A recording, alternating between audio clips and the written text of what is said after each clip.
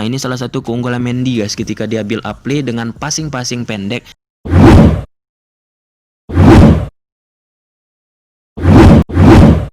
Kaigat ulang coba-coba. Nah teman-teman, kali ini kita bakal membahas kiper Chelsea, Mendy teman-teman. Apakah Mendy sudah pantas menggeser posisi Keva? Dan keputusan dari Frank Lampard untuk membuat Mendy sebagai penjaga gawang nomor 1 Chelsea sudah tepat. Oke teman-teman, di sini bakalan kita bahas. Tanpa berlama-lama lagi, kita langsung menuju ke grafis yang telah aku sediakan.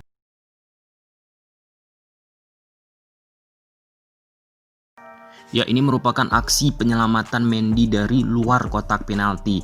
Klip ini menggambarkan kembali pemain dari lawan melakukan shooting dari luar kotak penalti. Nah, di sini teman-teman titik poin yang bakalan kita bahas dari cara pergerakan posisi body dari Mendy teman-teman. Nah, seperti ini sering dia lakukan pergerakan-pergerakannya, baik itu untuk menutup ruang dan penyelamatan. Kita lihat guys ya.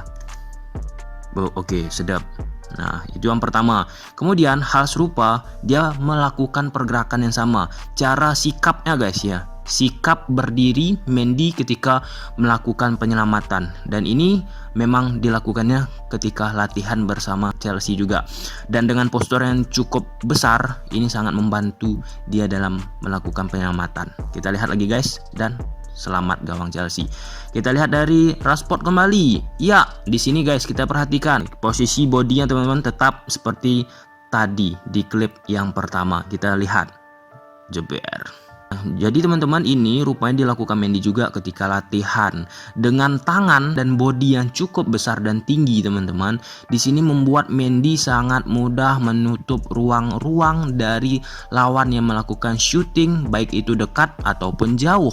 Kita perhatikan body ya teman-teman, sangat ideal banget untuk menjadi seorang penjaga gawang. Nah, ini pujian-pujian yang pastinya nanti ada kelemahan Mendy yang harus teman-teman ketahui.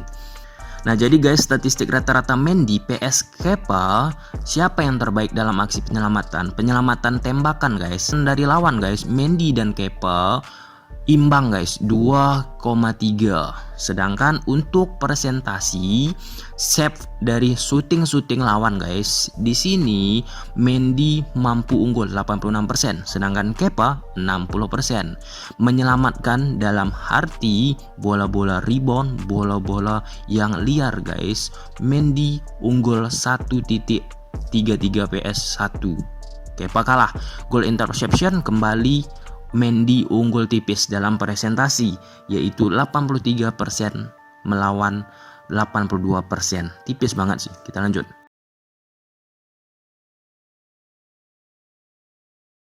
Nah, sekarang momen-momen ketika Mendy melakukan penyelamatan dari bola-bola udara guys ya. Dengan postur yang kita bahas sebelumnya, tinggi besar, tangannya cukup panjang untuk menggapai bola tersebut dengan mudah. Kita perhatikan guys, dia tinggi banget sedangkan lawan jauh ketika berduel dengan posisi dia. Kita lihat, terselamatkan Chelsea.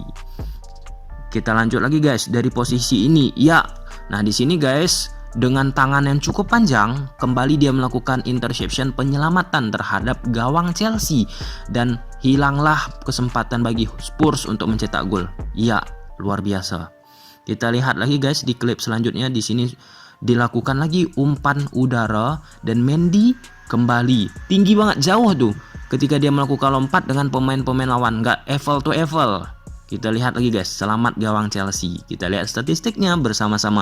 Jadi guys, statistik rata-rata Mendy versus Kepa, jumping save guys ya, penyelamatan dengan melompat, Mendy unggul 1.17, sedangkan Kepa kalah 0.75 guys Kepa. Nah, di sini terlihat jelas guys ya, postur Mendy mendukung dia dalam duel-duel udara. Nah, sedangkan tanpa jumping, tanpa lompatan guys, Mendy kalah. Nah, karena postur yang tinggi mungkin pergerakannya sedikit menyulitkan dia guys ya ketika tanpa melakukan jumping, yaitu Mendy 0.83 sedangkan Kepa unggul 1.5. Kita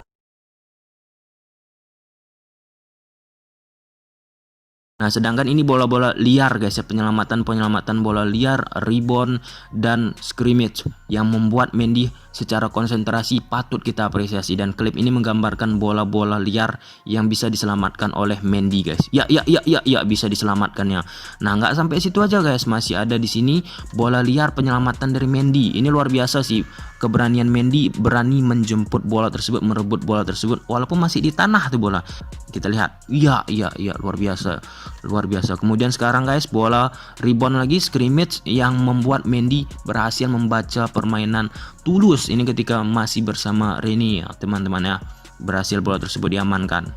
Luar biasa Mendy. Kita lihat lagi guys, ini bola dari udara kembali guys.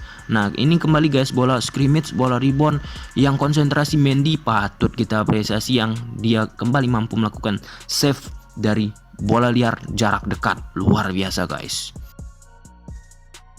Jadi teman-teman, statistik rata-rata Mendy versus Kepa ketika penyelamatan bola dekat guys. Mendy 0.5 PS 1.25 Kepa. Rata-rata per pertandingan tembakan jarak dekat yang di save oleh kedua kiper, Mendy menang 0.33 versus 0.25 teman-teman ya. Nah, jarak tembakan dekat di save berdasarkan presentasi Mendy 67, Kepa 20%. Untuk poin yang pertama tadi guys ya, tembakan jarak dekat tepat sasaran rata-rata yang dilakukan oleh lawan. Kita lanjut ya.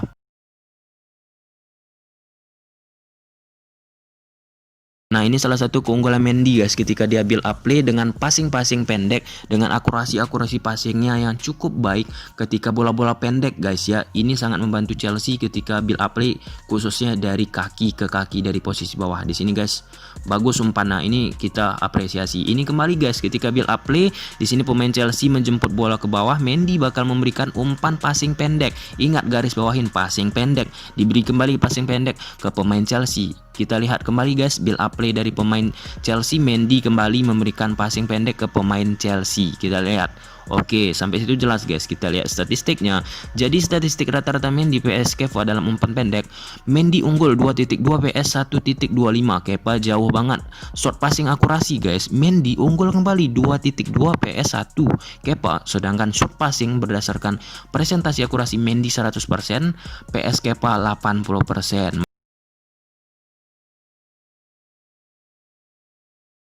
Nah, ini salah satu kelemahan dari Mendy yang harus dievaluasi, yaitu ketika Mendy melakukan long passing terhadap permainan Chelsea guys. Mendy tadi bagus ketika build up play dari posisi umpan-umpan pendek, tapi kalau misalnya long passing dia lakukan sering error. Kita perhatikan di sini bola tersebut error guys. Nih di sini nggak sampai ke pemain Chelsea. Nah, kembali guys, di sini Mendy kembali melakukan umpan long passing. Nah, di sini gagal kembali. Teman-teman perhatikan, ketika Mendy di pressing teman-teman, seperti ketika menghadapi Sevilla, Mendy sedikit kesulitan menghadapi tim-tim yang melakukan pressing. Dia bakalan tidak bisa melakukan umpan-umpan pendek, dan Mendy mau nggak mau harus melakukan umpan long terus, long passing, yang dimana itu kelemahan dari Mendy ketika dia terus melakukan long passing, dan di sini gagal kembali guys. Ya. Nah, jadi statistik rata-rata Mendy PS Kepa dalam long passing Mendy dan Kepa imbang 9 PS 9. Long passing akurat Mendy 5.3 PS 8 Kepa guys. Dari akurasi passing long teman-teman, passing panjang, long passing akurasi presentasi, Mendy kalah kembali 63% PS 86% Kepa. Kemudian ketika permainan open play guys, build up dari bola-bola passing, bola itu bergulir, Mendy sering melakukan sebanyak 20 kali, sedangkan Kepa 23 kali. Akurasi passing dari permainan open play guys, Mendy kalah kembali 17, Kepa 23. Akurasi passing dari berdasarkan presentase, Mendy 83, Kepa 91%. Dari sini sangat jelas ya, dari long passing Kepa unggul guys.